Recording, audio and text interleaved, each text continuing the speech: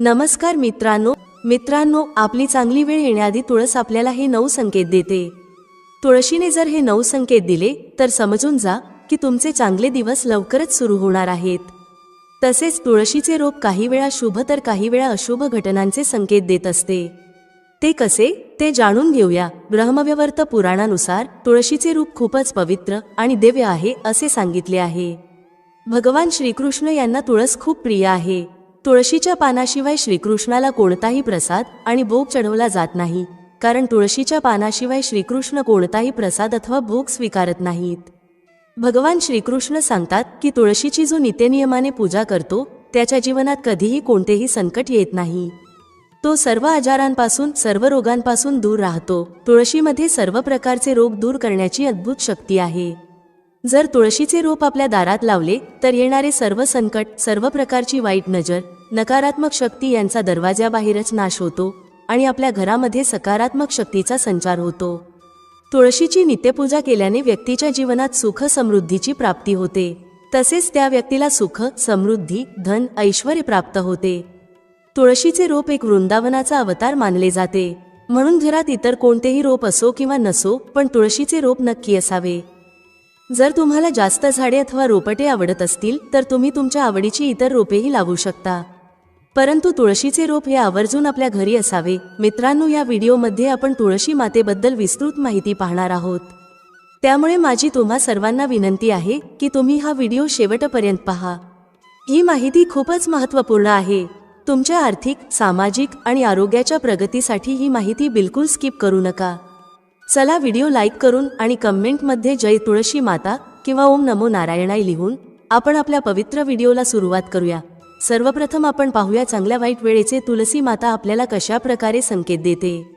त्यानंतर आपण काही प्रसंग पाहू ज्यामधून आपल्याला तुळशी मातेचा महिमा कळेल। नंबर 1, जर घरात माता लक्ष्मीचे आगमन होणार असेल, समृद्धी येणार असेल तर तुमची तुळस चांगली फुललेली दिसते, तिला नवीन हिरवीगार पाने येऊ लागतात आणि तुळशीचे रोप टवटवीत दिसू लागते। दररोज महिलांनी नित्यनियमाने तुळशीला पाणी अर्पण करावे। तुळशीला नेहमी पिण्याचे शुद्ध पाणी अर्पण करावे। कोणतेही खराब पाणी किंवा दूषित पाणी अर्पण करू नये। जर तुळशीला दूषित पाणी अर्पण केले तर आपल्याला त्याचे चांगले फळ मिळत नाही, अर्थातच आपल्याला त्याचे दुष्परिणाम भोगावे लागतात। नंबर 2, जर तुमच्या तुळशीच्या रोपाच्या कुंडीत इतर नवीन तुळशीची रोपे येऊ लागली तर हे खूप शुभ लक्षण आहे। याचा अर्थ तुमची कमाई वाढणार आहे आणि तुमच्यासाठी उत्पन्नाचे नवीन स्रोत देखील सुरू होणार आहेत। ही नवनिर्मिती तुमची आगामी प्रगती दर्शवते। ही छोटे रोपे तुळशीचीच असतील तर आणखीन चांगले आहे। याचा अर्थ तुम्हाला अनपेक्षित धनलाभ होणार आहे। तुळशीचे रोप तुमची प्रगती दर्शवते, तुमची आवक वाढणार आहे आणि तुमची अडलेली सर्व कामे पूर्ण होणार आहेत। दररोज तुळशीची पूजा करताना ओम नमो भगवते वासुदेवाय हा मंत्र म्हणत तुळशीला 7 प्रदक्षिणा घालाव्यात। यामुळे तुमचे अडलेले सर्व काम पूर्ण होतेच, पण कोणत्याही कामांमध्ये विनाकारण अडचणी येत नाहीत। तुमचे अडलेले पैसे देखील लवकरात लवकर परत मिळतात। नंबर 3, काही वेळा तुम्ही बघितले असेल की तुळशीचे रोप अचानक सुकते। तुळशीची कितीही काळजी घेतली तरीही ते रोप सुकते, तर याचे हे संकेत आहेत की आपल्या घरात कोणत्या तरी नकारात्मक शक्तीचा वास आहे किंवा आपल्या घरावर कोणते तरी मोठे संकट येणार आहे। तुळशीचे रोप सुकते तर याचा अर्थ असा होतो की कोणत्या तरी कारणाने आपले धन खूप खर्च होणार आहे, म्हणून तुळशीचे रोप कधीही सुकून देऊ नका। वेळच्या वेळी त्याची काळजी घेत जा। रोजच्या रोज स्वच्छ करत जा, त्यामध्ये रोज नित्यनियमाने पिण्याचे स्वच्छ पाणी घालत जा। तुळशीच्या रोपाची काळजी घ्या। तसेच तुमच्या दारात इतर कोणतेही सुकलेले झाड असू नये। दारातील झाडे नेहमी हिरवीगार आणि टवटवीत असावीत, त्यामुळे घरामध्ये सकारात्मक ऊर्जा प्रवेश करते। त्यामुळे आपला संसार देखील त्या झाडांच्या फुलांप्रमाणे अगदी फुललेला, हसता खेळता आणि टवटवीत असतो। जर घरासमोरील झाडे सुकलेली किंवा वाळलेली असतील तर घरामध्ये नकारात्मक ऊर्जा भास होते। अशा सुकलेल्या वाळलेल्या झाडांपासून आपल्याला शुभ परिणाम मिळत नाहीत, त्यामुळे अशी झाडे लवकरच घरासमोरून काढून टाका आणि नवीन झाडे लावा व त्यांची काळजी घ्या। नंबर 4, तुळशीचे रोप हिरवेगार फुललेले दिसले, तिला बहर येऊन नवीन मंजिरी धरू लागले तर समजून घ्या की तुमच्या वास्तूवर माता लक्ष्मीची कृपा आहे। त्यामुळे तुळशीच्या रोपाला दररोज नित्यनियमाने पाणी घालत जा आणि तुळशीची काळजी घेत जा। अशा वेळी तुम्ही तुळशीची योग्य प्रकारे मशागत केली पाहिजे। नंबर 5, जर एखाद्या गृहिणीला तिचा पती त्रास देत असेल तर तिने दररोज नित्यनेमाने तुळशीला पाणी घातल्याशिवाय अन्नाचा एक कण किंवा पाण्याचा एक थेंब सुद्धा न पिण्याचा संकल्प करावा. यामुळे तिला उत्तम पतिसौख्य लाभेल आणि तिचा संसार देखील सुखाचा होईल. नंबर 6, तुळशीजवळ उभे राहून जमले तर श्री सूक्त किंवा लक्ष्मी सूक्ताचा पाठ करावा. यामुळे वास्तूची भरभराट होते आणि मनाची एकाग्रता साध्य होते. घरामधील प्रगतीत येणारे अडथळे दूर होतात. नंबर 7, तुळशीची हिरवीगार पाने आपोआप गळून पडत असतील तर तुमच्या घरात क्लेश, भांडणे वाढणे यासारख्या समस्या येत राहतील. घरातील आपापसात संबंध आणि पारिवारिक संबंध खराब होऊ शकतात. घरामध्ये विनाकारण छोट्याशा कारणांवरून वाद होत राहतात. वडील आणि मुलगा यांच्यामध्ये जास्तच वादाचे प्रमाण दिसते. असे होत असेल तर विनाकारण क्लेश होण्यापासून वाचायचे असेल तर रोज तुळशीजवळ तुपाचा एक दिवा नक्की लावावा. यामुळे घरामध्ये होणाऱ्या कटकटी थांबतात. याशिवाय रोज सायंकाळी तुळशीजवळ तुपाचा दिवा लावल्याने आपल्या घरात लक्ष्मी देखील स्थिर होते. लक्ष्मीचे कायमचे वास्तव्य आपल्या घरामध्ये राहते. त्यामुळे या सर्व कटकटींमधून आपली कायमची सुटका होते. घरामध्ये होणारे वादविवाद आणि अशांतीचे दिवस निघून जातात आणि सुखाचे दिवस लवकरच येतात. घरातील वातावरण आनंदी राहण्यासाठी व घरामध्ये लक्ष्मीचे सदैव वास्तव्य राहण्यासाठी रामबाण उपाय म्हणजे दररोज तुळशीजवळ तुपाचा दिवा नक्की लावावा. नंबर 8, तुळशीच्या रोपाजवळ दुसरे नवीन रोप येत असेल तर याचा अर्थ असा होतो की तुमच्या घरात आनंद येणार आहे, तुमच्या व्यापारात वाढ होणार आहे आणि तुम्हाला धनलाभ होणार आहे. नंबर 9, तुळशीच्या रोपाजवळ छोटेसे फुलपाखरू येत असेल तर लवकरच तुमचे सुखाचे दिवस येणार आहेत. तुळशीच्या रोपावर फुलपाखरू येणे म्हणजे अतिशय शुभ संकेत आहे. तुळशीच्या रोपाजवळ फुलपाखरू आले तर तुमचे नशीब बदलू शकते. तुम्हाला पैसे येण्याचे नवीन मार्ग खुले होतील आणि नवीन नवीन संधी उपलब्ध होतील. तुमच्या व्यापारामध्ये, व्यवसायामध्ये वाढ होईल असा संकेत असतो किंवा त्याचा अर्थ असा असतो की लवकरच तुम्हाला धनलाभ होणार आहे. तुमची कोणती तरी मोठी इच्छा पूर्ण होणार आहे. नंबर 10, ज्या घरात बहरलेली तुळस असते त्या घरात आनंद, ऐश्वर्य दिसून येते. तर ज्या घरामध्ये वाळलेली तुळस दिसून येते त्या घरामध्ये कलह, आर्थिक तंगी, मतभेद असतात आणि घरावर अवकळा दिसून येते. अशा घरामध्ये कितीही पैसा येत राहिला तरी तो टिकत नाही. विनाकारण नको त्या गोष्टींवर पैसा वाया जात असतो, कारण तुळशी आणि माता लक्ष्मी या मैत्रिणी असतात. सायंकाळच्या वेळेस ज्या वेळेस आपण तुळशीजवळ दिवा लावतो त्यावेळी माता लक्ष्मी देखील तुळशीजवळ गप्पा मारत थांबते आणि नंतर आपल्या घरामध्ये प्रवेश करते. जर तुळशीजवळ दिवा लावला असेल तर नक्कीच लक्ष्मी आपल्या घरामध्ये प्रवेश करते. त्यामुळे सायंकाळच्या वेळी न चुकता तुळशीजवळ दिवा लावा. शुद्ध गाईच्या तुपाचा दिवा लावल्याने सकारात्मक ऊर्जा देखील प्रदान होते. यामुळे आपल्या घरी लक्ष्मी कायमस्वरूपी निवास करते. त्यामुळे पूर्वीचे लोक अंगणातील तुळशीवरून घरातील लोक कसे आहेत याचे वर्णन करायचे. जर तुळस फुललेली असेल तर त्या घरामध्ये आनंदाचे उदाहरण दिसत असे आणि जर एखाद्या घराची तुळस सुकलेली असेल तर त्या घरामध्ये सतत वाद, कटकटी आणि पैशांची कमतरता जाणवत असे. नंबर 11, अनेक वेळा असे घडते की तुळशीजवळ मुंग्या जमू लागतात व त्या आपले घर मातीत बनवतात किंवा इतर कीटकांचा प्रादुर्भाव दिसून येतो. असे होणे अत्यंत अशुभ मानले जाते. याचा अर्थ असा होतो की तुमच्या कुटुंबावर एखादे मोठे संकट येऊ शकते किंवा तुमच्या घरातील एखादी व्यक्ती आजारी पडू शकते आणि त्यांच्यावर मोठ्या प्रमाणात पैसा खर्च करावा लागू शकतो. म्हणून नेहमी लक्षात ठेवा, जेव्हा तुळशीजवळ मिठाई किंवा प्रसाद ठेवाल तेव्हा वेळेतच तिथून प्रसाद उचला व बाजूला ठेवा, म्हणजे त्याला मुंग्या लागणार नाहीत. या सर्व गोष्टींची काळजी घेतली तर तुळशीचे रोप बहरलेले अगदी चांगले राहू शकते. नंबर 12, तुळशीचे रोप आपल्याला चांगल्या वाईट येणाऱ्या गोष्टींबद्दल संकेत देत असते. आपण असंही बघितलं असेल की तुळशीच्या रोपाजवळ कधी कधी मुंग्या जमा होत असतात. याचा अर्थ असा होतो की कोणती तरी बाहेरची व्यक्ती तुमच्या घरावर विपत्ती आणणार आहे. कोणत्या तरी व्यक्तीमुळे तुमचे मोठे नुकसान होऊ शकते. नंबर 13, तुळशीच्या रोपाजवळ चिमण्या किंवा चिमण्यांची पिल्लं येऊन बसत असतील तर याचा अर्थ असा होतो की लवकरच तुम्हाला धनलाभ होणार आहे किंवा तुमची कोणती तरी सर्वात मोठी इच्छा लवकरच पूर्ण होणार आहे. खूप दिवसांपासून अडलेलं काम तुमचं लवकरात लवकर पूर्ण होणार आहे. त्यापासून कुटुंबातील सर्व व्यक्तींना खूप आनंद मिळणार आहे किंवा तुम्हाला एखाद्या कामामध्ये किंवा व्यवहारामध्ये संपूर्ण यश आणि फायदा मिळणार आहे. मैत्रिणींनो, या 3 स्त्रियांनी तुळशी मातेला कधीही जल अर्पण करू नये. मित्रांनो, एकदा देवी सत्यभामा भगवान श्रीकृष्णाजवळ येते आणि त्यांना विचारू लागते, प्रभू, आज मी तुमच्याकडे हे जाणून घेण्याच्या उद्देशाने आले आहे की तुळशी मातेला जल अर्पण करण्याचे नियम कोणते आहेत? अशी कोणती स्त्री आहे जी तुळशीला जल अर्पण करू शकते आणि कोणती स्त्री आहे जी तुळशीला जल अर्पण करू शकत नाही? या विषयात कृपया मला ज्ञान द्या. तेव्हा भगवान श्रीकृष्ण म्हणतात, हे सत्यभामा, आज तुम्ही खूपच एक उत्तम प्रश्न विचारला आहे. तुळशीला जल अर्पण करण्याचे काही महत्त्वपूर्ण नियम असतात, ज्या नियमांचे पालन करतच तुळशीला जल अर्पण करायला हवे. जर एखादा व्यक्ती या नियमांचे पालन करत नसेल तर अशा व्यक्तीला महापाप लागत असतो. माता लक्ष्मी असे घर सोडून निघून जाते. हे देवी, आज मी अशा 3 स्त्रियांबद्दल तुम्हाला सांगणार आहे, ज्या स्त्रियांनी चुकूनही तुळशीला जल अर्पण करू नये.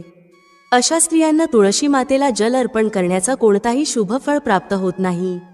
उलट जर ह्या 3 स्त्रियांनी तुळशी मातेला जल अर्पण केले तर यांना महापाप लागू शकतो. तुळशी मातेला जल अर्पण करण्याचे नियम सांगण्यापूर्वी हे देवी, मी तुम्हाला करुणाचा प्राचीन इतिहास सांगत आहे. तुम्ही हे लक्षपूर्वक ऐका.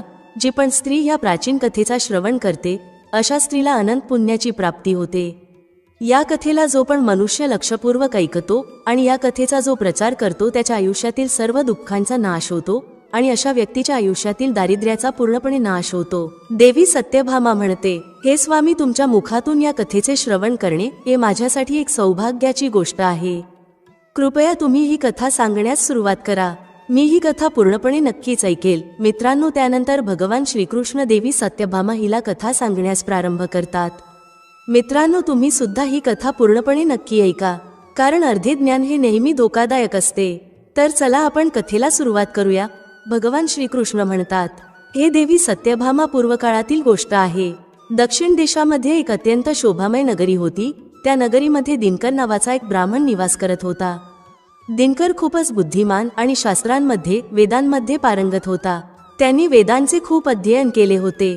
त्याच नगराच्या शेजारी आणखी एक नगर होते. त्या नगरामध्ये हरिभाऊ नावाचा एक विद्वान ब्राह्मण राहत होता.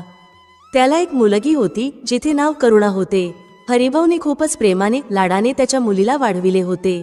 हरिभाऊची मुलगी अत्यंत सुंदर आणि गुणवान होती.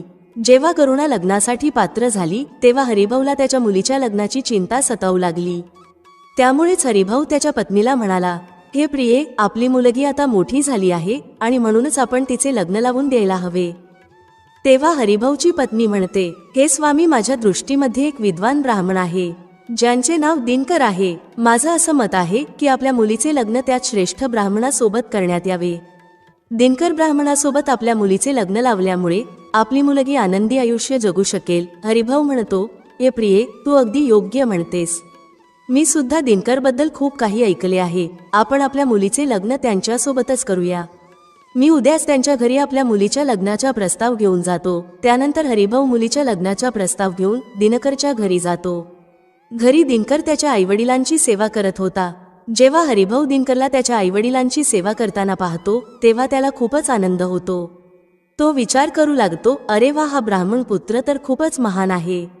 हा तर खूपच आनंदाने त्याच्या आईवडिलांची सेवा करत आहे. जेव्हा दिनकर पाहतो की हरिभाऊ हे त्यांच्या द्वारात उभे आहेत तेव्हा तो त्यांचे स्वागत करतो आणि म्हणतो, हे ब्राह्मण देवता, तुमचे आमच्या घरामध्ये स्वागत आहे. सांगा, मी तुमची कशा प्रकारे मदत करू शकतो? दिनकरचे आदरातिथ्य पाहून हरिभाऊ अत्यंत खुश होतो. तो पाहतो की दिनकरचे घर अत्यंत पवित्र आणि स्वच्छ आहे. त्याच्या घरासमोर एक तुळशीचे झाड आहे आणि घराच्या आतमध्ये भगवान श्रीहरी विष्णू यांची प्रतिमा ठेवलेली आहे. यामुळे हरिभाऊची खात्री पटते की दिनकरच त्याच्या मुलीसाठी योग्य वर आहे. त्यानंतर हरिभाऊ दिनकरला म्हणतो, हे दिनकर, आज मी तुमच्याजवळ माझ्या मुलीच्या लग्नाचा प्रस्ताव घेऊन आलो आहे. माझ्या मुलीसाठी तुमच्यासारखा चांगला माणूस इतरत्र कुठेही सापडू शकत नाही. दिनकराचे आई वडील सुद्धा हरिभाऊचे हे बोलणं ऐकल्यानंतर प्रसन्न होतात आणि दिनकरला लग्न करण्यासाठी तयार करतात. त्यानंतर दिनकर सुद्धा लग्न करण्यासाठी तयार होतो. विवाहाचा मुहूर्त ठरवला जातो आणि एका पवित्र ठिकाणी दिनकर आणि करुणाचा विवाह सोहळा संपन्न केला जातो. करुणाचे सुंदर आणि मनमोहक रूप पाहून दिनकर खूपच आनंदी होतो. करुणा अत्यंत गुणवान आणि चरित्रवान स्त्री होती. विवाहानंतर जेव्हा करुणा दिनकरच्या घरी जाते तेव्हा ती तिच्या नवऱ्याची, सासू सासऱ्यांची खूपच चांगल्या प्रकारे सेवा करते. तिच्या गोड बोलण्याने आणि कार्याने ती सर्वांचे मन जिंकते. करुणाच्या सासरची लोक सुद्धा करुणाच्या वागणुकीमुळे खूपच आनंदी असतात. करुणा नेहमी नवरा उठण्यापूर्वी उठून घराचा अंगण साफ करायची. त्यानंतर घरामध्ये साफसफाई करायची व त्यानंतर ती आंघोळ करायची. अंघोळ केल्यानंतर ती नित्यनेमाने तुळशी मातेला जल अर्पण करायची व त्यानंतर पूजा घरात जाऊन भगवान श्रीहरी विष्णू आणि माता लक्ष्मी यांची पूजा करायची व त्यानंतर अन्न शिजवून त्यामध्ये तुळशीपत्र ठेवून तो प्रसाद भगवान श्रीहरी विष्णू यांना अर्पण करायची। त्यानंतर ती तिच्या नवऱ्याला भोजन द्यायची व त्यानंतर स्वतः भोजन ग्रहण करायची। रात्री ती पतीचे पाय दाबून नवरा झोपल्यानंतर ती झोपायची।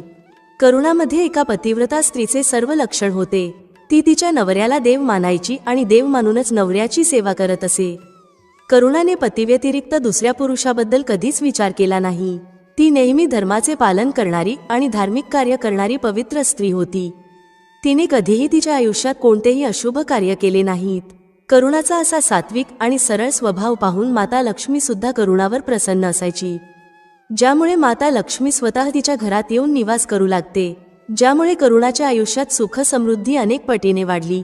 भगवान श्रीकृष्ण म्हणतात, हे देवी सत्यभामा, देवी लक्ष्मी त्याच स्त्रियांवर तिची कृपादृष्टी ठेवते ज्या स्त्रिया पतिव्रता असतात आणि ज्या सत्य धर्माचे पालन करतात।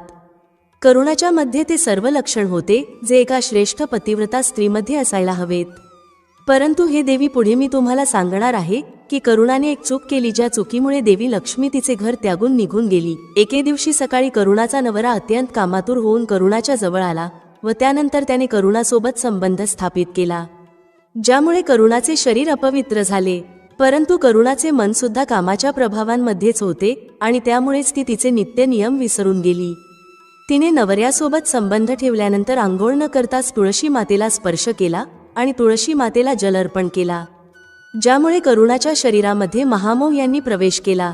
करुणाच्या शरीरामध्ये महामोहाने प्रवेश करताच देवी लक्ष्मीने करुणाचे घर त्यागले आणि माता लक्ष्मी करुणाचे घर सोडून निघून गेली। करुणाच्या शरीरामध्ये प्रवेश केलेल्या त्या महामोहाने करुणाला सर्व धार्मिक कार्यांपासून दूर ठेवले, ज्यामुळे याचा विपरीत परिणाम करुणाच्या नवऱ्यावर सुद्धा झाला आणि तो सुद्धा नेहमी कामातूर राहून करुणासोबत राहू लागला। त्याचं मन नेहमी कामामध्ये मग्न नसायचे। मग एके दिवशी करुणाच्या नवऱ्याने सर्व सीमा ओलांडल्या आणि त्याने करुणाच्या मासिक धर्माच्या काळातच तिच्या सोबत संबंध ठेवला, ज्यामुळे करुणाच्या शरीरामध्ये निवास करत असलेल्या ब्रह्महत्येच्या पापाने तिच्या नवऱ्याच्या शरीरामध्ये प्रवेश केला। पुढे भगवान श्रीकृष्ण म्हणतात, हे देवी सत्यभामा, जेव्हा स्त्री मासिक धर्मात असते तेव्हा तिच्या शरीरामध्ये 3 दिवस ब्रह्महत्येचा पाप निवास करत असतो, कारण ब्रह्मदेवाने इंद्रदेवाच्या शरीरातून ब्रह्महत्येचे पाप काढून वृक्ष, जल, अग्नी आणि अप्सरांना ग्रहण करण्यास सांगितले होते आणि त्याच दिवसापासून स्त्रियांच्या शरीरामध्ये मासिक धर्मामध्ये ब्रह्महत्येचा पाप निवास करत असतो आणि जो पण पुरुष मासिक धर्माच्या वेळी स्त्रीला स्पर्श करतो, तिच्यासोबत संबंध ठेवतो, तेव्हा हा पाप त्या पुरुषाच्या शरीरामध्ये प्रवेश करतो आणि तोच ब्रह्महत्येचा पाप करुणाच्या नवऱ्याच्या शरीरामध्ये प्रवेश करतो, ज्यामुळे तो जमिनीवर पडला। त्याला लगेचच कुष्ठरोग झाला, त्याचे अंग जळजळ करू लागले, शरीरावर अनेक जखमा झाल्या। तो यातनेने ओरडू लागला, हे देवा, माझ्याकडून खूप मोठे पाप झाले आहे। मला सर्व काही माहीत असूनही मी हा घोर पाप केला आहे। आता माझे रक्षण कोण करणार? करुणाची सासू लगेच त्या ठिकाणी येते तेव्हा तिने पाहिले की तिचा मुलगा कुष्ठरोगाने ग्रस्त होऊन जमिनीवर पडला आहे। ती रागात येऊन करुणाला म्हणू लागली, अगं ये कुलटे, पापणी, तू हे काय केले आहेस? तू तुझ्याच नवऱ्याचे धर्म भ्रष्ट केले आहेस। नवऱ्याची ही अशी अवस्था पाहून करुणा खूपच घाबरते आणि ती जोर जोरात रडू लागली। ती सासूबाईला म्हणाली, सासूबाई, मला क्षमा करा, माझ्याकडून खूप मोठी चूक घडली आहे। कामाच्या प्रभावामध्ये माझ्याकडून हा अपराध घडला आहे। करुणाची सासूबाई म्हणते, पापिणी, तू या घरातून आत्ताच निघून जा। तुझ्यासारख्या पापी स्त्रीला या घरामध्ये अजिबात जागा नाही। तू माझ्या मुलाच्या आयुष्याला नरका सामान केले आहेस। करुणा म्हणते, सासूबाई, मी कुठे जाऊ? माझ्या नवऱ्या व्यतिरिक्त माझा दुसरा कोणीही नाही। मी त्यांच्याशिवाय जिवंत राहू शकत नाही। तेव्हा करुणाची सासू म्हणते, तुला वाटेल ते कर, कुठे जाऊन जीव दे, परंतु तू आता या घरात राहू शकत नाहीस। इतकं म्हटल्यानंतर करुणाच्या सासूने करुणाला धक्के मारून घरातून बाहेर काढले। त्यानंतर करुणा दुःखी होऊन घरातून निघून गेली। तिला तिच्या चुकीचा खूपच पश्चाताप वाटू लागला। तिला काहीच समजत नव्हतं की काय करावं। करुणा चालत चालत एका जंगलात पोहोचते। त्याच वनामध्ये एका साधूचा आश्रम होता। तेव्हा ती त्या आश्रमामध्ये मदत मागण्यासाठी जाते, तेव्हा तिथे कोणीही नसतो। करुणा त्याच आश्रमात जाऊन बसते आणि तिच्या चुकीबद्दल विचार करू लागते। मग काही वेळानंतर एक ऋषी तिथे येतात, ज्यांचा तो आश्रम असतो। जेव्हा ते ऋषी एका स्त्रीला त्यांच्या आश्रमामध्ये दुःखी अवस्थेत पाहतात तेव्हा ते आश्चर्यचकित होतात आणि जवळ जाऊन त्या स्त्रीला विचारतात, हे कल्याणी, तू कोण आहेस आणि तुला असे कोणते दुःख आहे ज्यामुळे तू इथे एकटी बसली आहेस? तुझ्या दुःखाचे कारण काय आहे? तेव्हा ती स्त्री म्हणते, हे मुनिवर, माझे नाव करुणा आहे. माझ्याकडून एक मोठी चूक घडली आहे, ज्यामुळेच मी माझ्या कुटुंबापासून विभक्त होऊन इथे आले आहे. तेव्हा ते ऋषी म्हणतात, हे देवी, तू हे काय म्हणत आहेस? तू कोणता पाप केला आहेस? मला सर्व काही विस्तार स्वरूपात सांग, जेणेकरून मी तुला काही मदत करू शकेल. करुणा म्हणते, हे मुनिवर, माझ्याकडून एक घोर पाप घडला आहे. मासिक धर्माच्या वेळी मी माझ्या पतीसोबत संबंध ठेवला, ज्यामुळे माझ्या पतीला कुष्ठरोग झाला आहे आणि ते यातना सहन करत आहेत. तेव्हा ते ऋषी म्हणतात, पोरी, तू काळजी करू नकोस. तुझ्याकडून पाप घडला आहे, त्या पापाचा प्रायश्चित्त कर. तुला या पापापासून मुक्ती नक्की मिळेल. तू या आश्रमात बसून भगवान श्रीहरी विष्णू यांची पूजा कर. रोजच्या रोज तुळशी मातेला जल अर्पण कर आणि गोमातेची सेवा कर. तुझा नवरा लवकरच बरा होईल. त्यानंतर करुणा तिथेच त्याच आश्रमात राहून भगवान श्रीहरी विष्णू यांची नित्यनेमाने पूजा करू लागते. रोज अंघोळ करून ती ब्रह्मचर्याचे पालन करून तुळशी मातेला जल अर्पण करते आणि तुळशीपत्र टाकून भगवान श्रीहरी विष्णू यांना प्रसाद अर्पण करते. त्यानंतर गायींची सेवा करते. दिवसभर ती भगवान श्रीहरी विष्णू यांच्या मूर्ती समोर बसून त्यांची पूजा करत असते. अशा प्रकारे 1 वर्ष निघून जातो. भगवान श्रीहरी विष्णू करुणाच्या दीर्घ निष्ठेने आणि भक्तीने अत्यंत प्रसन्न होतात आणि करुणाला साक्षात दर्शन देतात. श्री हरी विष्णू यांना समोर उभे पाहून करुणा त्यांना प्रणाम करू लागते. तेव्हा भगवान श्रीहरी विष्णू करुणाला म्हणतात, हे पुत्री, तू खूपच श्रद्धेने आणि भक्तिभावनेने माझी आराधना केली आहेस आणि म्हणूनच मी तुझ्यावर प्रसन्न झालो आहे. बोल, तुझी काय इच्छा आहे? तेव्हा करुणा म्हणते, हे प्रभू, कृपया मला सांगा, माझ्या कोणत्या दोषामुळे माझ्यामध्ये कामाचा वास झाला, ज्यामुळे माझ्याकडून घोर पाप घडला आहे, ज्यामुळे माझ्या पतीला कुष्ठरोग झाला आहे. भगवान श्रीहरी विष्णू म्हणतात, हे पुत्री, आता तू लक्षपूर्वक ऐक. तुझ्याकडून नकळतपणे एक पाप घडला होता, ज्यामुळे तुझ्यामध्ये महामोहाने प्रवेश केला होता. एके दिवशी तू तुझ्या नवऱ्यासोबत संबंध ठेवल्यानंतर अंघोळ न करताच तुळशी मातेला जल अर्पण केला होता. नवरा बायको जेव्हा संबंध ठेवतात तेव्हा त्यांचा शरीर अपवित्र होतो आणि अशा परिस्थितीत तुळशी मातेला कधीही स्पर्श करू नये. तुळशी माता ही लक्ष्मी मातेचेच रूप आहे. तू अपवित्र स्वरूपात तुळशी मातेला जल अर्पण केला होता, ज्यामुळे देवी लक्ष्मीने तुझ्या घराचे त्याग केले आणि महामोहाने तुझ्यामध्ये प्रवेश केला. त्याच महामोहामुळे तुझ्यामध्ये आणि तुझ्या नवऱ्यामध्ये कामाचा प्रभाव वाढला आणि मासिक धर्माच्या वेळी तुझ्या नवऱ्याने तुझ्यासोबत संबंध ठेवल्यामुळे तुझ्या नवऱ्याला कुष्ठरोग झाला. तेव्हा करुणा म्हणते, प्रभू, नकळतपणे माझ्याकडून हे खूप मोठे पाप घडले आहे. आता या पापाचे प्रायश्चित्त काय आहे? तेव्हा भगवान श्रीहरी विष्णू म्हणतात, हे करुणा, या पापाचे प्रायश्चित्त तू 1 वर्षापर्यंत ब्रह्मचर्य व्रताचे पालन करून केले आहेस, म्हणूनच तू या पापापासून मुक्त झाली आहेस. करुणा म्हणते, हे प्रभू, कृपया मला सांगा, कोणत्या अवस्थेमध्ये तुळशी मातेला जल अर्पण करू नये आणि तुळशी मातेला जल अर्पण करण्याचे नियम कोणते आहेत? भगवान श्रीहरी विष्णू म्हणतात, हे करुणा, आता मी तुला तुळशी मातेला जल अर्पण करण्याचे नियम सांगत आहे. तू हे नियम लक्षपूर्वक ऐक. हे पुत्री, तुळस एक अत्यंत पवित्र झाड आहे. तुळस मला अत्यंत प्रिय आहे आणि म्हणूनच तुळशीची सात्विकता अखंडित राहायला हवी. तुळशीला कधीही अपवित्र रूपाने स्पर्श करू नये. जी स्त्री मासिक धर्मामध्ये असते त्या स्त्रीने या झाडाला कधीही स्पर्श करू नये. मासिक धर्माच्या वेळी स्त्रीच्या शरीरामध्ये ब्रह्मत्तेचा पाप निवास करत असतो आणि म्हणूनच यावेळी अशा स्त्रीने तुळशी मातेला जल अर्पण करू नये. कुठल्याही स्त्री किंवा पुरुषाने संबंध प्रस्थापित केल्यानंतर तुळशीच्या झाडाला स्पर्श करू नये आणि जल सुद्धा अर्पण करू नये. संबंध ठेवल्यानंतर स्त्री आणि पुरुषाचे शरीर अपवित्र होते. अशा स्थितीत तुळशीच्या झाडाला स्पर्श केल्यामुळे दोष लागतो आणि माता लक्ष्मी अशा ठिकाणाहून निघून जाते. ज्या स्त्रीने तिच्या नवऱ्याचा त्याग केला आहे, जी स्त्री विवाहानंतर नवऱ्याला सोडून परपुरुषासोबत राहत असेल, अशा स्त्रीने सुद्धा तुळशी मातेला जल अर्पण करू नये. तुळशी मातेची पूजा करण्याचा अधिकार फक्त पतिव्रता स्त्रियांना आहे. जी स्त्री पतिव्रता नसते अशा स्त्रीने तुळशी मातेची पूजा किंवा तुळशी मातेला जल अर्पण करू नये. हे करुणा, आता मी तुला तुळशी मातेला जल अर्पण करण्याच्या संबंधात महत्त्वपूर्ण नियम सांगितले आहेत. तू हे सर्व नियम व्यवस्थित लक्षात ठेव. तेव्हा करुणा म्हणते, हे प्रभू, माझा नवरा कुष्ठरोगामुळे पीडित आहे. कृपा करून तुम्ही माझ्या नवऱ्याला त्या रोगापासून मुक्त करा. तेव्हा भगवान श्रीहरी विष्णू म्हणतात, हे करुणा, तू या तुळशीच्या झाडाची 1 वर्षापर्यंत पूजा केली आहेस. हा अत्यंत पवित्र झाड आहे. तू या झाडाची पाने नेऊन तुझ्या नवऱ्याला खायला दे.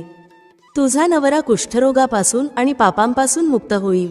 इतकं म्हणून भगवान श्रीहरी विष्णू अंतर ध्यानात विलीन होतात. भगवान श्रीहरी विष्णूंचं हे बोलणं ऐकून करुणा अत्यंत आनंदित होते आणि ती भगवान श्रीहरी विष्णू यांना वारंवार प्रणाम करते आणि त्यांचे आभार व्यक्त करते. त्यानंतर करुणा तुळशीच्या झाडाची काही पान तोडून घरी जाते आणि तिच्या नवऱ्याला खायला देते. तुळशीची पानं खाल्ल्यानंतर करुणाचा नवरा पूर्णपणे बरा होतो आणि तो लगेच करुणाला मिठी मारतो. करुणाची सासू जेव्हा हा चमत्कार पाहते तेव्हा ती सुद्धा खूपच आनंदी होते व त्यानंतर ते सर्वजण आनंदाने राहू लागतात. भगवान श्रीकृष्ण म्हणतात, हे सत्यभामा, म्हणूनच या अवस्थांमध्ये स्त्रियांनी कधीही तुळशी मातेला जल अर्पण करू नये. त्याचबरोबर तुळशी मातेला स्पर्श सुद्धा करू नये, अन्यथा या गोष्टीचे अशुभ परिणाम भोगावे लागू शकतात. ज्या प्रकारे करुणाला तिच्या पापांचे फळ भोगावे लागले. भक्तांनो, पुढे आपण जाणून घेऊया तुळशीजवळ एक दिवा लावल्याने कोणते फळ प्राप्त होते. जाणून घेऊया याबाबतीत भगवान श्रीकृष्ण काय म्हणतात. मंडळी, एकदा देवी सत्यभामा भगवान श्रीकृष्ण यांच्या जवळ येऊन विचारते, हे स्वामी, माझ्या मनामध्ये काही प्रश्न उपस्थित झाले आहेत. कृपया तुम्ही मला योग्य मार्गदर्शन करावे. तेव्हा भगवान श्रीकृष्ण म्हणतात, हे देवी सत्यभामा, तुमच्या मनात जे पण प्रश्न असतील ते कृपया मला सांगा. मी तुमच्या सर्व प्रश्नांची उत्तरं देऊन तुमच्या मनाची शांती करेल. तेव्हा सत्यभामा म्हणते, हे स्वामी, तुळशी मातेजवळ दिवा लावल्याने कोणते पुण्य प्राप्त होत असतात आणि रोज संध्याकाळी तुळशीजवळ दिवा का लावावा? असं केल्याने मनुष्याला कोणते फळ प्राप्त होतात? त्याचबरोबर तुळशीजवळ दिवा लावण्याचा विधी काय आहे? तुळशीजवळ दिवा लावत असताना कोणत्या मंत्राचा जप करावा? कृपया तुम्ही मला याबाबतीत विस्तारपूर्वक माहिती सांगा. तेव्हा भगवान श्रीकृष्ण म्हणतात, हे देवी, आज तुम्ही समस्त मानवजातीच्या कल्याणासाठी खूपच महत्त्वपूर्ण प्रश्न विचारला आहे. तुमच्या ह्या प्रश्नाचे उत्तर देण्यापूर्वी मी तुम्हाला एक प्राचीन कथा सांगू इच्छित आहे. ज्या कथेमार्फत तुमच्या सर्व प्रश्नांची उत्तरं तुम्हाला मिळू शकतील. संध्याकाळी तुळशीजवळ दिवा लावल्याने ज्या फळाची प्राप्ती होत असते त्याच गोष्टीचा वर्णन मी या कथेमध्ये करणार आहे आणि म्हणूनच तुम्ही या कथेला ध्यानपूर्वक आणि शेवटपर्यंत ऐका. तेव्हा देवी सत्यभामा म्हणते, हे प्रभू, मी या कथेला ऐकण्यासाठी खूपच उत्सुक आहे.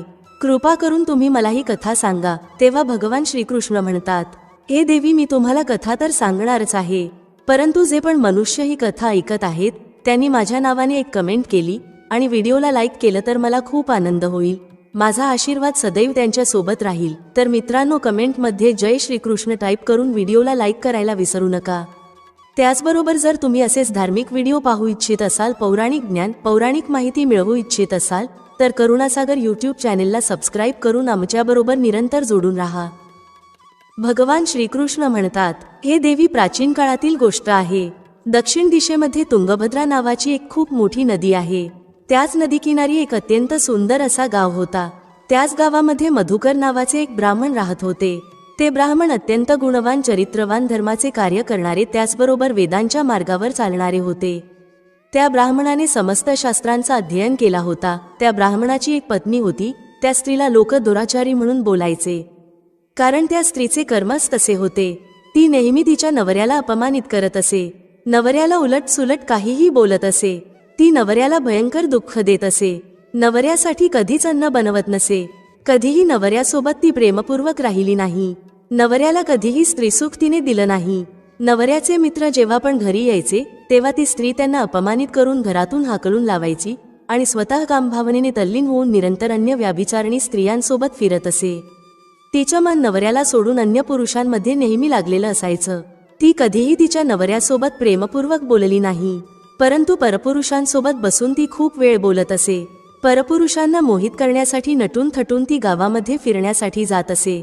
कधी ती वनामध्ये एखाद्या वृक्षाखाली उभी राहून सुंदर पुरुषांची वाट पाहत असे आणि एखाद्या दुष्ट पुरुषाला मोहित करून त्याच्यासोबत भोगविलास करत असे.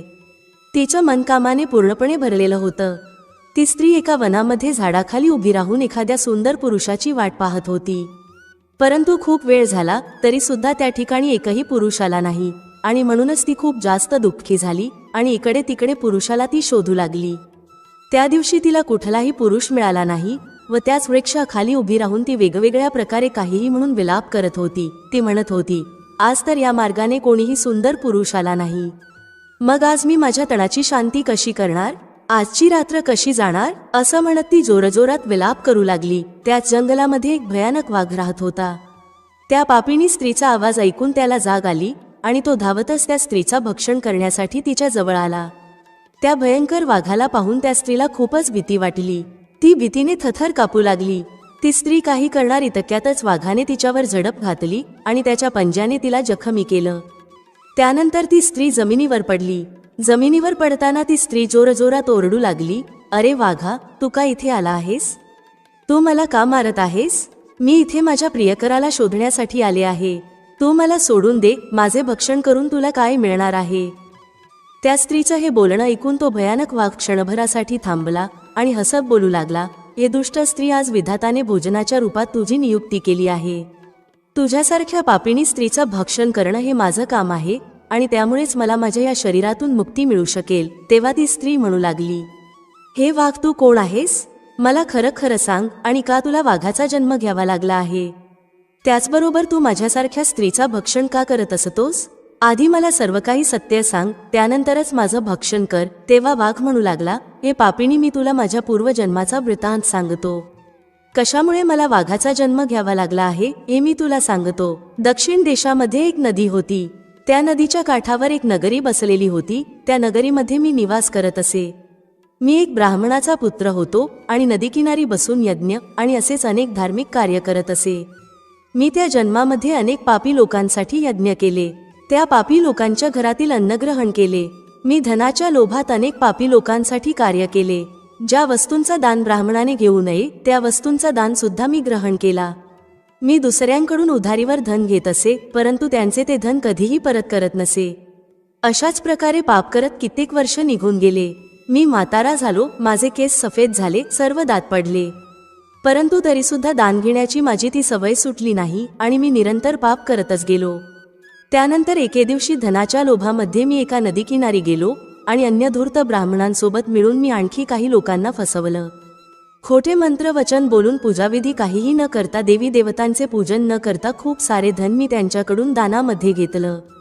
त्यानंतर त्याच ठिकाणावर एक रोगीट कुत्रा माझ्या पायाला चावला आणि मी बेशुद्ध होऊन खाली पडलो. त्याच वेळेला माझे प्राण निघून गेले. त्यानंतर यमाचे 2 दूत त्या ठिकाणावर प्रकट झाले आणि मला पकडून ते यमपुरीमध्ये घेऊन गेले. यमपुरीमध्ये गेल्यानंतर यमराजांनी चित्रगुप्ताकडे माझ्या कर्मांचा लेखाजोखा मागितला. चित्रगुप्त म्हणू लागले, हे धर्मराज, या ब्राह्मणाने खूप मोठे मोठे पाप केले आहेत. हा ब्राह्मण दुसऱ्यांसोबत खोटं बोलून त्यांचं धन लुबाडत होता. विधिवत पूजा न करता खोटे मंत्र बोलून देवाचा अपमान करत होता आणि म्हणूनच हा ब्राह्मण फक्त नरकात जाण्याच्याच लायकीचा आहे. तेव्हा यमराजांनी त्यांच्या दूतांना आदेश दिला आणि त्या ब्राह्मणाला नरकाच्या अग्नीमध्ये टाकून दिलं. अनेक वर्षांपर्यंत नरकाची शिक्षा भोगल्यानंतर त्या ब्राह्मणाला म्हणजेच मला वाघाचा जन्म मिळाला आणि मी ह्या दुर्गम वनामध्ये निवास करू लागलो. मी माझ्या पूर्वजन्मातील पाप आठवून कधीही महात्मा, साधू पुरुष, पतिव्रता स्त्री यांचे भक्षण करत नाही. मी फक्त पापी आणि दुराचारी त्याचबरोबर कुलटा स्त्रियांचा भक्षण करत असतो, जेणेकरून मला माझ्या पापातून मुक्ती मिळू शकेल. अशा प्रकारे त्या वाघाने त्याच्या पूर्वजन्माचा सर्व वृत्तांत त्या स्त्रीला सांगितला व त्यानंतर वाघ त्या स्त्रीला म्हणू लागला, हे पापिणी, तुझ्या वागणुकीवरून तू तर एक कुलटाच दिसत आहेस. तू स्वतःच्या नवऱ्याला सोडून या वनामध्ये अन्य पुरुषांसोबत भोगविलास करण्यासाठी आली आहेस आणि म्हणूनच आज तू माझं भोजन बनणार आहेस. इतकं म्हणून त्या वाघाने त्याच्या तीक्ष्ण नखांनी त्या स्त्रीचे तुकडे तुकडे केले आणि तिला खाऊन टाकलं. त्यानंतर त्या ठिकाणावर यमाचे 2 दूत प्रकट झाले आणि त्या पापिणी स्त्रीला उचलून यमपुरीत घेऊन गेले. तिकडे नेल्यानंतर यमराजांसमोर तिला उभं केलं. त्यानंतर चित्रगुप्ताने त्या स्त्रीचा लेखाजोखा काढला आणि ते यमराजाला म्हणाले, हे धर्मराज, ही स्त्री अत्यंत पापिणी स्त्री आहे. हिने खूप घोर पाप केले आहेत. हिने व्याभिचार केला आहे. हिने नवऱ्याची कधीही सेवा केली नाही. नवऱ्याला सोडून परपुरुषांसोबत ही भोगविलास करत असे. त्या पापिणीचे पाप ऐकून यमराजाने त्या स्त्रीला अग्नीने भरलेल्या कुंडांमध्ये टाकण्याचा आदेश दिला. अनेक वर्षांपर्यंत ती स्त्री त्या कुंडामध्येच होती. त्यानंतर त्या कुंडामधून काढून रौरव नावाच्या नरकामध्ये तिला टाकण्यात आले. अशा प्रकारे अनेक वर्षांपर्यंत वेगवेगळ्या नरकांची पीडा सहन केल्यानंतर त्या महापापिणी स्त्रीला पुन्हा पृथ्वी लोकावर जन्म देण्यात आला. पुन्हा जन्म घेतल्यानंतर सुद्धा ती स्त्री अनेक पाप करू लागली, व्याभिचार करू लागली. अनेक पापी पुरुषांसोबत ती फिरू लागली. त्यानंतर काही वर्षानंतर पूर्वजन्मांच्या पापांमुळे तिला कोडाचा रोग झाला व त्यामुळे तिला अत्यंत भयानक पीडा सहन करावी लागली. तिच्या अंगामध्ये आग होऊ लागली. तिच्या डोळ्यांमध्ये पीडा होऊ लागली. अशाच प्रकारे हे दुःख सहन करत ती तिचे जीवन व्यतीत करत होती. त्यानंतर तीर्थस्थानावर स्नान करण्यासाठी ती एका तीर्थक्षेत्रावर गेली व तिथे जाऊन ती एका आश्रमामध्ये निवास करू लागली. त्या आश्रमाबाहेर एक तुळशीचं झाड होतं. अन्य स्त्रियांना तुळशीच्या झाडाजवळ दिवा लावताना ती पाहत असे व त्यामुळे त्या पापिणी स्त्रीने सुद्धा तेच केलं. तिने तुळशीच्या झाडाजवळ एक दिवा लावला. त्यानंतर ती स्त्री काही दिवस त्या आश्रमात राहिली व रोजच्या रोज नित्यनेमाने ती तुळशीजवळ दिवा लावत असे. एके रात्री हृदयविकाराच्या झटक्याने तिचा मृत्यू झाला. त्यानंतर यमराजाचे 2 दूत तिला घेऊन जाण्यासाठी तिथे प्रकट झाले. जसे यमराजाचे दूत तिला घेऊन जात होते तेव्हाच भगवान श्रीहरी विष्णू यांचे 2 पार्षद त्या ठिकाणी प्रकट झाले आणि त्यांनी त्या दूतांना थांबवलं आणि म्हणू लागले, हे दूतांनो, या स्त्रीला तुम्ही सोडून द्या. ही स्त्री नरकात जाणे योग्य नाही. तुम्ही कोणाच्या आदेशाने असं कार्य करत आहात? तेव्हा यमाचे दूत म्हणू लागले, हे पार्षद, आम्ही यमराजांच्या आदेशाचे पालन करत आहोत आणि म्हणूनच या पापिणी स्त्रीला आम्ही घेऊन चाललो आहोत. परंतु तुम्ही आम्हाला का थांबवत आहात? ही स्त्री अत्यंत पापिणी आहे. हिला नरकात नेण्याची आज्ञा मिळाली आहे. तेव्हा पार्षद म्हणू लागले, ही स्त्री विष्णू भक्त आहे. ही नरकात जाण्यायोग्य नाही. या स्त्रीने रोज संध्याकाळी नित्यनेमाने तुळशीजवळ दिवा लावला आहे. याच्यामुळे हिचे सर्व पाप नष्ट झाले आहेत आणि म्हणूनच ही आता नरकात जाण्यायोग्य नाही. ही आता स्वर्गात जाण्याची हकदार बनली आहे. पार्षदाच हे बोलणं ऐकल्यानंतर यमदूतांनी त्या स्त्रीला तिथेच सोडून दिलं आणि ते पुन्हा यमलोकात परत गेले. तिकडे गेल्यानंतर त्यांनी यमराजांना सर्व वृत्तांत सांगितला. त्यानंतर भगवान श्रीहरी विष्णू यांचे पार्षद त्या स्त्रीला दिव्य विमानात बसवून स्वर्गलोकात घेऊन गेले. भगवान श्रीकृष्ण म्हणतात, हे देवी सत्यभामा, अशा प्रकारे तुळशीजवळ दिवा लावल्याने मनुष्याचे सर्व पाप नष्ट होत असतात. जी पण स्त्री नित्यनेमाने संध्याकाळी तुळशीजवळ दिवा लावत असते अशी स्त्री सौभाग्यवती बनत असते. त्या स्त्रीच्या पूर्वजन्माचे सर्व पाप नष्ट होत असतात. त्या स्त्रीला आणि तिच्या घराला सुख समृद्धीची प्राप्ती होत असते. रोज तुळशीजवळ दिवा लावत असताना या मंत्राचा जप करायला पाहिजे. ओम श्री तुलस्यै विद्महे विष्णुप्रियायै धीमहि तन्नो वृंदा प्रचोदयात. भगवान श्रीकृष्ण म्हणतात, हजारो अमृताने भरलेल्या मडक्यांनी श्रीहरी विष्णूंना स्नान घातल्याने त्यांना तृप्ती होत नाही. ती तृप्ती मनुष्याने त्यांना एक तुळशी पत्र अर्पण केल्याने होत असते. 10,000 गायींचं दान केल्याने मानवाला जो फल प्राप्त होत असतो त्याच फळाची प्राप्ती तुळशी पत्राच्या दानाने मिळत असते.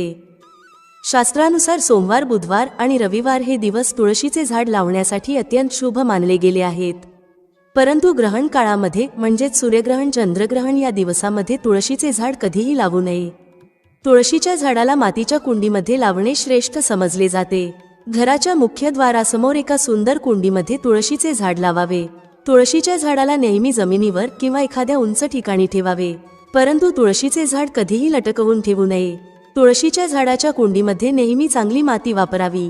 अशुद्ध ठिकाणावरील माती कधीही तुळशीच्या झाडाच्या कुंडीमध्ये टाकू नये. जसे की स्मशानभूमी, नाले किंवा शौचालयाच्या शेजारच्या मातीचा वापर या कुंडीमध्ये करू नये. ज्या तुळशीच्या झाडाची रोज पूजा केली जाते त्या झाडाला कधीही जमिनीमध्ये लावू नये. जमिनीमध्ये लावल्यामुळे तुळशीचे झाड अपवित्र होते आणि त्याचबरोबर याचा आकारही खूप मोठा होतो, ज्यामुळे याची पूजा करण्यात अडचण निर्माण होते आणि लोक या झाडाच्या फांद्या तोडू लागतात. त्याचबरोबर लक्ष न दिल्यामुळे पशु या झाडाला नुकसान पोहोचवू शकतात. तुळशीचे झाड लावण्यासाठी उत्तर, ईशान्य त्याचबरोबर पूर्व दिशा श्रेष्ठ समजली गेली आहे. यामध्ये ईशान्य दिशा अत्यंत शुभ मानली जाते. या दिशेला तुळशीचे झाड लावल्यामुळे घरातील वातावरण शुभ बनते आणि शुभ परिणामांची प्राप्ती होत असते. जर तुळशीचे झाड अंगणात लावले गेले असेल तर हे खूपच शुभ मानले जाते. तुळशीचे झाड कधीही दक्षिण पूर्व दिशेला लावू नये. ही दिशा म्हणजे आग्नेय दिशा. या दिशेला तुळशीचे झाड लावल्यामुळे तुळशीचे झाड लवकर सुकू लागते. तुळशीच्या झाडाला कधीही अंधारात ठेवू नये. संध्याकाळी नेहमी तुळशीच्या झाडासमोर दिवा लावावा. त्याचबरोबर तुळशीच्या झाडाला चुनरी नक्की बांधावी. चुनरी विना तुळशीचे झाड हे अपूर्ण समजले जाते. हिरव्या रंगाच्या बांगड्या, लाल किंवा पांढऱ्या रंगाचा धागा अवश्य बांधावा. तुळशीची पानं तोडताना नेहमी लक्षात ठेवा, चाकू किंवा दुसऱ्या कोणत्याही धारदार वस्तूंचा प्रयोग करून तुळशीची पानं तोडू नयेत. तुळशीची पानं नेहमी बोटाने तोडावीत. तुळशीच्या झाडाची कधीही फांदी तोडू नये. जास्त वेळ लागू शकतो, परंतु तुळशीच्या झाडाचा एक पान तोडावा. जेवढी आवश्यक आहे तेवढीच पान तोडावीत. पान तोडत असताना नखाचा वापर करू नये, ज्यामुळे त्यामुळे स्त्रीचे सौभाग्य नष्ट होऊ शकते. एकादशीच्या दिवशी तुळशीची पानं कधीच तोडू नयेत. एकादशीच्या 1 दिवस आधीच तुळशीची पानं तोडून ठेवावीत. सूर्यग्रहण आणि चंद्रग्रहण काळामध्ये तुळशीच्या झाडाला स्पर्श करू नये. कुठल्याही दिवशी संध्याकाळच्या वेळी तुळशीची पानं तोडू नयेत. संध्याकाळच्या वेळेला तुळशी माता ही निद्रा अवस्थेत असते आणि अशा वेळेत तुळशीची पानं तोडू नये हे पाप समजले गेले आहे. सुकलेली तुळशीची पानं कधीही फेकू नये. ही पानं तुम्ही मातीमध्ये गाडून ठेवा, परंतु ही पाने कधीही नाल्यामध्ये किंवा कचऱ्यामध्ये टाकू नयेत. रविवारच्या दिवशी तुळशी मातेला कधीही जल अर्पण करू नये. या दिवशी तुळशीची पाने सुद्धा तोडू नयेत. तुळशी मातेला जल अर्पण करण्यासाठी नेहमी शुद्ध पाण्याचा वापर करावा. तुळशी मातेला कधीही घाणेरडे उष्टे पाणी अर्पण करू नये. तुळशीचे झाड चुकूनही घाणेरड्या ठिकाणी लावू नयेत. अनेकदा महिला तुळशीचे झाड अशा ठिकाणी लावतात जे स्थान अपवित्र असते, जसं की नाल्याजवळ किंवा ज्या ठिकाणावर भांडी किंवा कपडे धुतले जातात. अशा ठिकाणावर तुळशीचे झाड कधीही लावू नये. यामुळे घाणेरडे पाणी तुळशीची झाडाजवळ जाते आणि ही गोष्ट खूपच अशुभ समजली जाते. तुळशीमध्ये घाणेरडे पाणी गेल्यामुळे तुळशी माता पवित्र होते. तुळशी मातेला अंघोळ केल्याशिवाय कधीही पाणी सुद्धा देऊ नये. जी पण स्त्री तुळशी मातेला जल अर्पण करत असते तिने अंघोळ केल्यानंतर कपाळावर सिंदूर लावल्यानंतरच तुळशी मातेला जल अर्पण केले पाहिजे. तेव्हाच हे पाणी तुळशी माता स्वीकार करते. ज्या स्त्रिया अविवाहित आहेत किंवा ज्याचा नवरा नाही आहे अशा स्त्रियांना सिंदूर लावण्याची काहीच गरज नाही. घरामध्ये आपण तुळस कुठे ठेवतो यालाही महत्त्व आहे. तुळस ठेवण्याची दिशा आणि जागा शास्त्रात महत्त्वाची मानली जाते. चुकीच्या जागी तुळस ठेवल्यास मोठं नुकसान सहन करावं लागू शकतं. ग्रामीण भागात तर घरासमोर अंगणात आपल्याला मोठं तुळशी वृंदावन पाहायला मिळतं. शहरातही अनेक जण घरात तुळशीचं रोप आवर्जून लावतात. शहरी भागात जागेच्या कमतरतेमुळे अंगण ही संज्ञा कालबाह्य झाली आहे. त्यामुळे शहरी भागात तुळस घरातच ठेवली जाते. घरामध्ये तुळस कुठे ठेवावी यालाही शास्त्रात महत्त्व आहे. तुळस चुकीच्या जागी ठेवल्यास त्यामुळे मोठे नुकसान सहन करावं लागतं असं म्हटलं जातं. भारतीय संस्कृती आणि परंपरेमध्ये तुळस महत्त्वाची मानली गेली आहे. तुळस हे फक्त रोपटं नसून तुळस आरोग्यासाठी खूप फायदेशीर मानली जाते. तुळशीची पाने खाल्ल्याने अनेक रोग दूर होतात. तुळस घरात ठेवणं शुभ मानलं जातं. त्यामुळे घरात शांतता येते आणि वातावरण आनंदी होतं. आपल्या सोयीनुसार तुळस अंगणात किंवा एखाद्या कुंडीमध्ये लावली जाते. घरात तुळशीचं रोप पश्चिम, उत्तर किंवा ईशान्य दिशेला लावू शकता. पूर्व दिशेला तुळस ठेवू नये असं म्हणतात. तसेच घराच्या छतावरही तुळस ठेवू नये. घराच्या छतावर तुळस ठेवल्यास दोष लागतो आणि फायद्याऐवजी नुकसान होतं. त्यामुळे तुळस योग्य जागीच ठेवावी. तुळस घरामधले सगळे दोष दूर करते. तसेच तुळशीमुळे कुटुंबाचं आरोग्यही चांगलं राहतं. तुळशीचे अनेक फायदे आहेत हे सगळ्यांनाच माहिती आहे. कोणत्याही आजारांवर तुळस हा रामबाण उपाय आहे. शरीराची प्रतिकारक शक्ती वाढवण्यासाठी सुद्धा तुळस प्रभावी ठरते. सर्दी आणि खोकला पळवण्यासाठी सुद्धा तुळशीचा वापर केला जातो. तुळशीला धार्मिक आणि सांस्कृतिक महत्त्व तर आहेच. वारकरी संप्रदायामध्ये तुळस पूजनीय आहे. म्हणूनच वारकरी गळ्यात तुळशीची माळ घालतात. मित्रांनो, म्हणूनच तुमच्या घरात असलेली तुळस तुम्ही कोणत्या दिशेला ठेवली आहे हे लगेच पहा. चुकीच्या ठिकाणी असेल तर लगेच तिची जागा बदला आणि घरात आनंद निर्माण करा. लक्षात ठेवा, तुळशीचे झाड कधीही सुकू नये हे अशुभ संकेत घेऊन येते.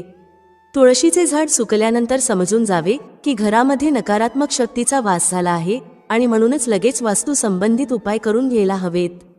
गुरुवारच्या दिवशी तुळशीच्या झाडामध्ये कच्चे दूध टाकल्यामुळे माता लक्ष्मी अत्यंत प्रसन्न होते. घरामधून दुःख, दरिद्रता आणि अशांती संपून जाते. गुरुवारच्या दिवशी केळ्याच्या झाडासोबतच तुळशीचे पूजनही केले जाते. यामुळे अपार धनसंपत्तीची प्राप्ती होते, जी संपत्ती कधीही खर्च होत नाही. केळ्यामध्ये भगवान श्रीहरी विष्णू आणि तुळशीमध्ये माता लक्ष्मी यांचा वास असतो. म्हणूनच गुरुवारी यांचे पूजन अवश्य करावे.